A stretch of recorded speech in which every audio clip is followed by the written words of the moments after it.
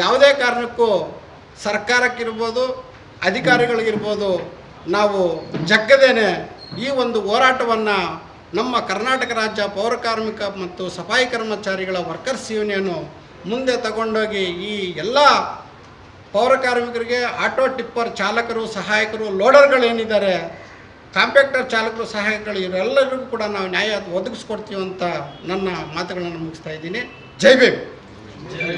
Next ಯಾರು ಕರ್ನಾಟಕ ರಾಜ್ಯ ಪೌರಕಾರ್ಮಿಕ ಮತ್ತು ಸಫಾಯಿ ಕರ್ಮಚಾರಿ ವರ್ಕರ್ಸ್ ಯೂನಿಯನ್ ರಾಜ್ಯಾಧ್ಯಕ್ಷನಾಗಿ ಕೆಲಸ ಮಾಡ್ತೀನಿ. ನಮ್ಮ ಉದ್ದೇಶ IPD ಸಾಲಪ್ಪ ವರದಿ ಕರ್ನಾಟಕ ರಾಜ್ಯ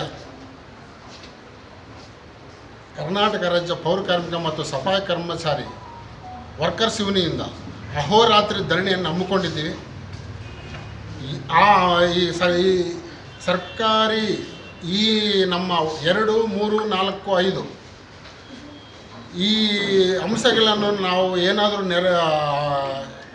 ನೆರವೇರಿಲ್ಲ ಅಂದರೆ ಮುಂದಕ್ಕೆ ನಾವು ಹಂಗೆ ಧರಣಿಯನ್ನು ಹೊಂದಿಸ್ತೀವಿ ಅಂತ ಅಂದ್ಬಿಟ್ಟು ತಮ್ಮಲ್ಲಿ ಹೇಳ್ಕೊತೀವಿ. ನಾವಿಲ್ಲಿ ಕರ್ನಾಟಕ ರಾಜ್ಯ ಪೌರಕಾರ್ಮಿಕ ಮತ್ತು ಸಫಾಯಿ ಕರ್ಮಚಾರಿ ವರ್ಕರ್ಸ್ ಯೂನಿಯನ್ ವತಿಯಿಂದ ಪತ್ರಿಕಾಗೋಷ್ಠಿ ಕಾರ್ಯಾಲಯವಿದೆ.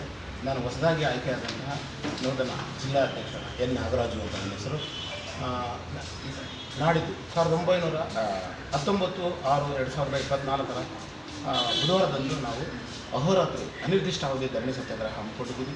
ಇಲ್ಲಿ ಬೃಹತ್ ಬೆಂಗಳೂರು ಮಹಾನಗರ ಪಾಲಿಕೆಯಲ್ಲಿ ನೈರ್ಮಲ್ಯ ಕೆಲಸ ಮಾಡುತ್ತಿರುವ ಕಾರ್ಮಿಕರಾದಂತಹ ಆಟೋ ಟಿಪ್ಪರ್ ಚಾಲಕರು ಸಹಾಯಕರು, ಲಾರಿ ಕಾಂಪ್ಯಾಕ್ಟರ್ ಲೋಡರ್ಸು ಮತ್ತು ಸಹಾಯಕ ಚಾಲಕರು ಮತ್ತು DPS ನೇರ ವೇತನ ಪೌರ ಕಾರ್ಮಿಕರು ಏನಿದ್ದಾರೆ ಇವರಿಗೆ ಕಾಯಂ ಆಗಬೇಕಂತ ನಾವು ನಿರಂತರವಾಗಿ ಹೋರಾಟ ಮಾಡ್ತಾಯಿದ್ದೀವಿ.